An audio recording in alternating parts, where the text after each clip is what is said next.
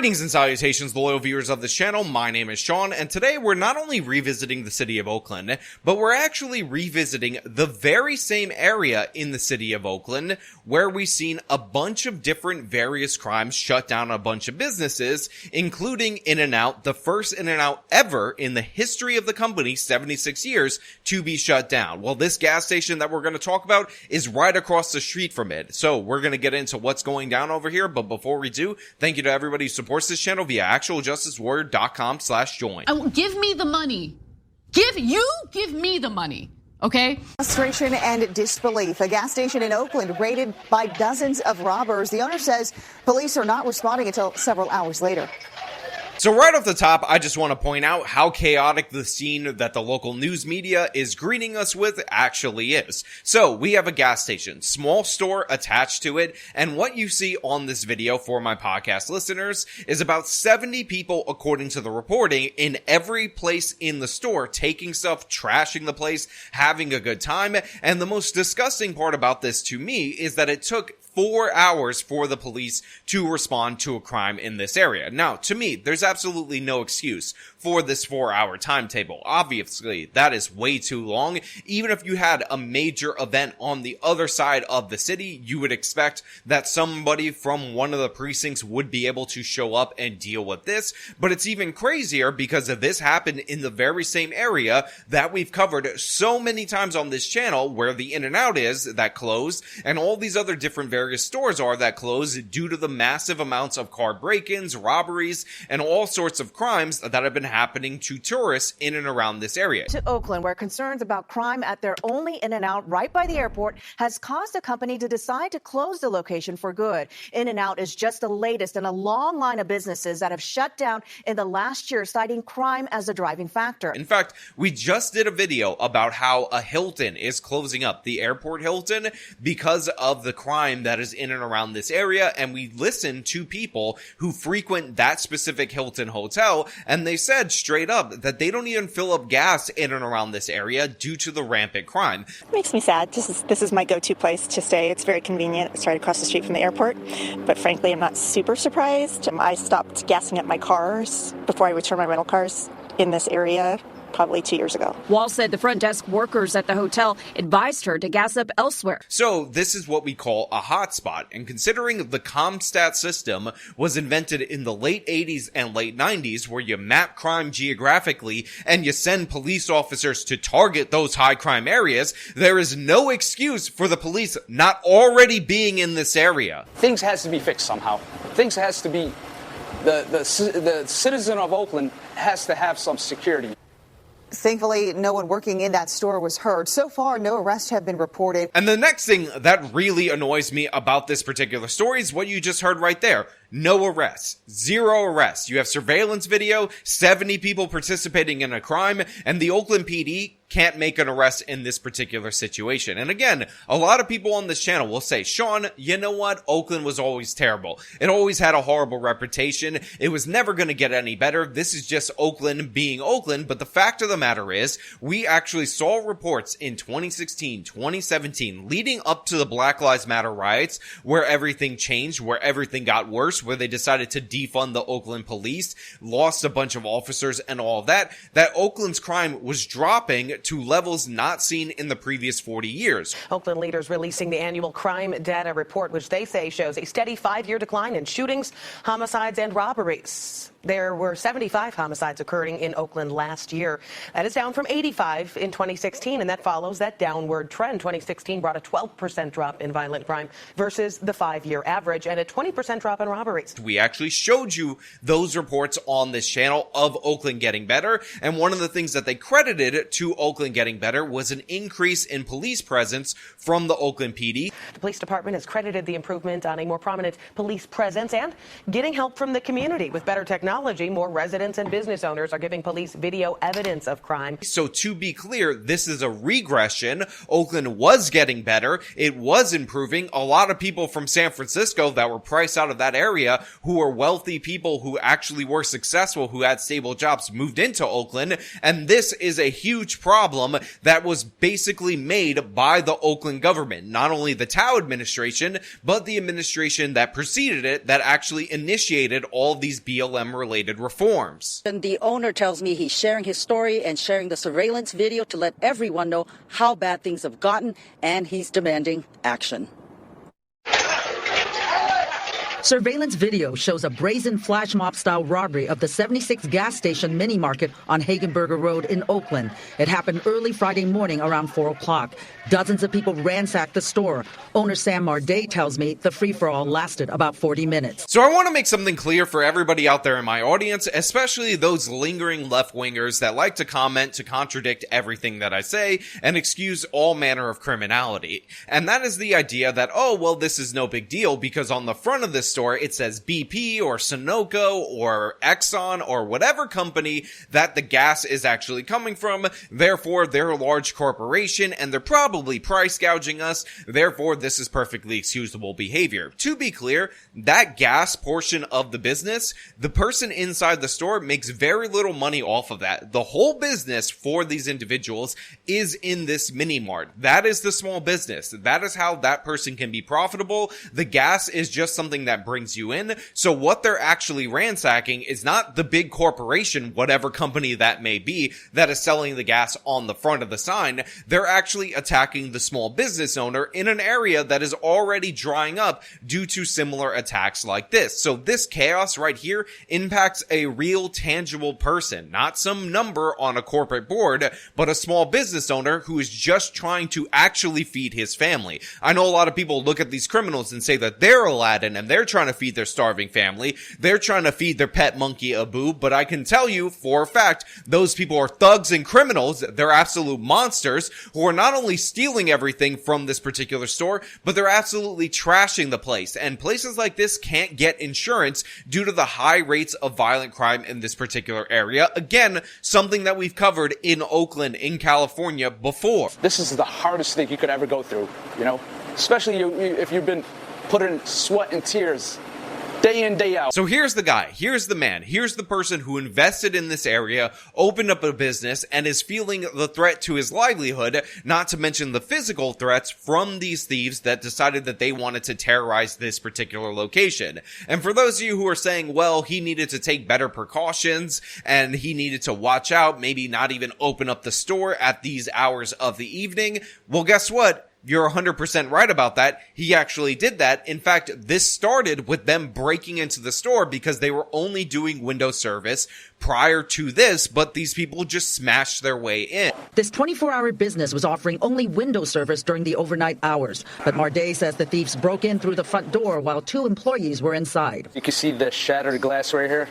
This is the way they entered. So right here, you guys can see for yourself, they ended up smashing the glass, busting into this location. There were 2 employees in at the time. Obviously, no match for 70 people. And this is an instance, by the way, where I would definitely recommend obtaining a firearm because one person getting capped in this particular area would scare off the rest of these monsters. He shared this video of the damage left by the thieves. They emptied shelves and display cases of merchandise. But other than the deterrent of a firearm, maybe having the police to hold people accountable for basically a riot that went on in this store would be nice. But instead, these people were allowed to ransack this whole entire store for 40 minutes and the police didn't show up for 4 hours. And there are no arrests, no consequences. It's Oakland, California, so even if there were arrests, Pamela Price would refuse to prosecute those people. There would be no consequences for that. And California wouldn't allow these people to go to prison. So these employees have to feel terrorized by those 70 individuals. And the store owner has to be out of his life's work because these innocent angels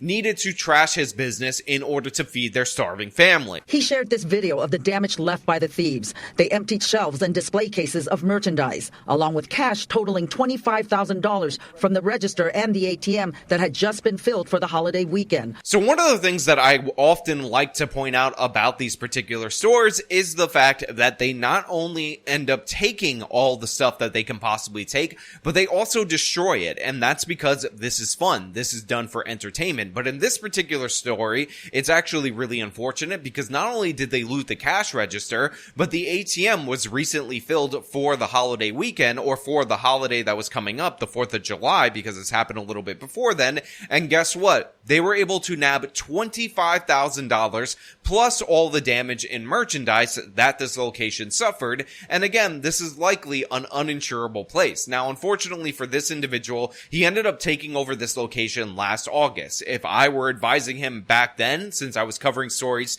in this particular neighborhood back then, I would have told him not to do that, because the person who offloaded this store to him made out like a bandit, because this area is absolutely worthless considering the people that live here, the absolute animals that like to destroy like this, that make business completely unviable in this location. Marday says he and his family had just taken over this business last August. Building yourself for the last 10 months, and then you're back to square one. He tells me he is aware that this area is a hotspot for thieves because of its proximity to the Oakland airport, and travelers are considered easy targets. I did not think it's this terrible. So he says he was aware of some of the problems in and around this area. He was aware of the fact that a lot of the tourists are getting robbed because they're near the Oakland airport, but he never possibly imagined that it would get this bad. Maybe he would suffer a robbery here and there, but he was willing to risk that in order to deal with the increase in traffic in this particular area. But the fact of the matter is, even he is surprised by the criminality of Oakland. Marday suspects the thieves are people who participated in a sideshow in the area.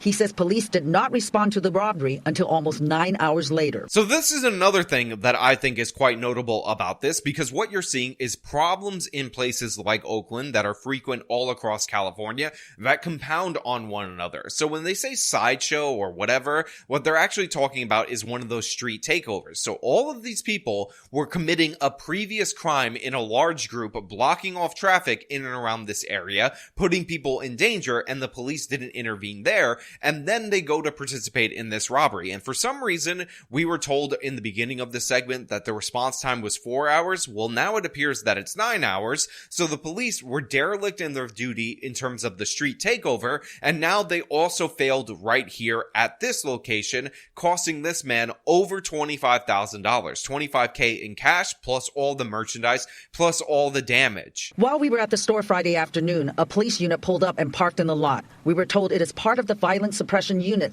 stationed at known crime hotspots. I have to say, honestly, that really pisses me off. This is the violent suppression unit. They are parked at known hotspots. What did we talk about in the beginning? About how CompStat was invented in the late 80s to the early 90s, and the whole premise was you map crime geographically, and then you send the police to guard those areas. Remember what I said about how the cops should already have been there? Well, guess what? Now there's a police officer here after the robbery, parked out front, trying to deter crime from happening, but in broad daylight. Now, to be clear, crime happens in and around this area in broad daylight, car break-ins and all that. That's one of the reasons why In-N-Out is completely shut down. Again, that In-N-Out right across the street from this particular location, but these people should have been there at the moment in time when the crime was actually going down. They should have responded much quicker. This was a 40-minute reign of terror on these people. They had time to bust open the ATM, get all the cash out of it, and the cops showed up 9 hours after the fact. But now, for the cameras, they're there, even though this whole area has been completely tarnished and destroyed by these criminals. This will be, if it closes down, maybe the dozenth store, maybe the 15th store that closed down in and around this area, and it's absolutely shameful. You should be able to run a gas station right near the airport in the United States of America, a hotel right near the airport in the United States of America, restaurants and In-N-Out. All of that should be standard fare, but it's not standard fare due to the fact that this area is just full of criminals that remain completely unchecked by law enforcement. This is what happens when you remove consequences for crime. You get more crime, unsurprisingly. City Council member Treva Reed, who represents the area, issued a statement saying, in part, "I continue to advocate and work to secure increased public safety resources and response, urging the mayor to prioritize our district's demands. Now, normally when I see a representative calling for a better police response to this particular situation, what I ultimately end up doing is looking up their voting record in terms of how they voted to defund, reform, reallocate funding from the police. But the thing is, this woman, we've actually talked about her before because we've talked about this area so many times on this channel, did not vote to reallocate those funds. She's been on the right side of this issue from day one, but she's been overwhelmed by the rest of the Oakland legislature, by the previous mayor, and by the current mayor in this regard. So she keeps saying, hey, there's a hot spot right in the middle of my district. Can you please send Oakland police there? And she keeps getting rejected by the corrupt mayor, both the current and the previous, and that is just what the residents in this area have to deal with. Well, as of right now, we don't see any improvements. Not even a little bit. Hopefully, the right people will hear this message and start making the right moves, to save the city. What are you going to do now, moving forward? Rebuild and pray. So the store owner says, hopefully people will see this and then all of a sudden they'll start making the right moves in order to save the city, in order to save this area. But he has not seen any improvement in and around this area in a long time since he's been there. But the fact of the matter is, nobody is going to improve after this. Nobody's going to change anything, and the reason why is because they don't care. You think when In-N-Out made national news headlines for closing the first location that had ever closed in its 76-year history right across the street, that could have been a jumping off point for people to do something about this? You think when those dine-in restaurants shifted to takeout only, again, just across the street from this location, and that made national news, maybe that would have inspired some change? There's nothing getting done in this particular area. All the mayor is interested in doing is saying, oh, we sent a violence prevention unit to that area for like 25 minutes and no crime occurred while they were there. Then we pulled them away and the crime happened again, but that's really all that we can do.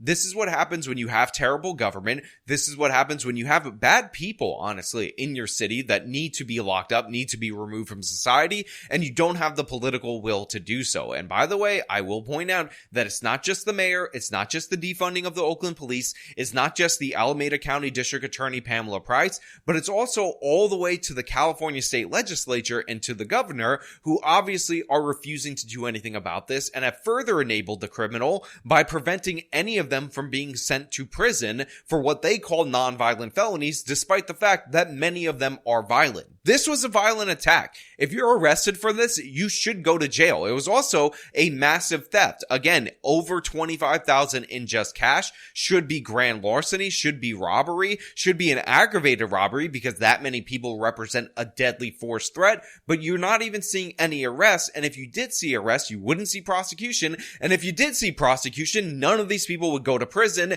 They would be sent to county jail based on a California law, and there's no room in the county jail, so they just be released onto the streets. This is what California has brought us. This is what Oakland has brought us, and it's absolutely shameful. And this is why I don't expect this area to get any better. Honestly, it might actually be over for Oakland for life based on this, because once all these businesses shutter, once all the damage is done, the cost to operate even a new business after the area is fixed will be so high that people are just not going to want to do it. But you know what? Those are just my thoughts. I want to know what you guys think down in the comments below. If you like the video, show them by leaving a like, subscribe for more content, follow me on my social media, support me via the support links in the description of this video. This has been me talking about yet another flash mob robbery in Oakland. Till next time.